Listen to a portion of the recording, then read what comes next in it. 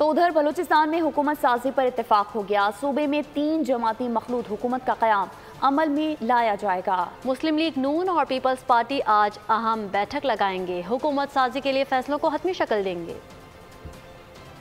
बलूचिस्तान में कौन बनाएगा सरकार? 3 जमातों का होगा अहम किरदार। बलूचिस्तान में 3 जमाती मखलूत हुकूमत का क़याम अमल में लाया जाएगा। पीपल्स पार्टी, मुस्लिम लीग नून और बलूचिस्तान अवामी पार्टी हुकूमत का हिस्सा होंगे। जराए ने बताया वजीर आला पीपल्स पार्टी से होगा, जबकि सीनियर वजीर मुस्लिम लीग नून से होगा।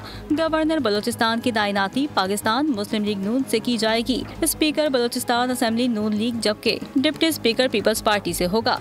सूबाई काबीना में पीपल्स पार्टी और मुस्लिम लीग नून के 6 वजीर होंगे, जबकि 2 वजीर बाप पार्टी से होंगे। वजारत आला के लिए पीपल्स पार्टी से मजबूत उम्मीदवार नवाब सनाउल्लाह जहरी, मीर सरफराज बुगटी, नून लीग से जाम कमाल खान उम्मीदवार हैं। नून लीग की क़यादत वजारत आला के लिए नेशनल पार्टी के सरबराह डॉक्टर अब्दुल मालिक बलोच के नाम पर भी गौर कर सकती है।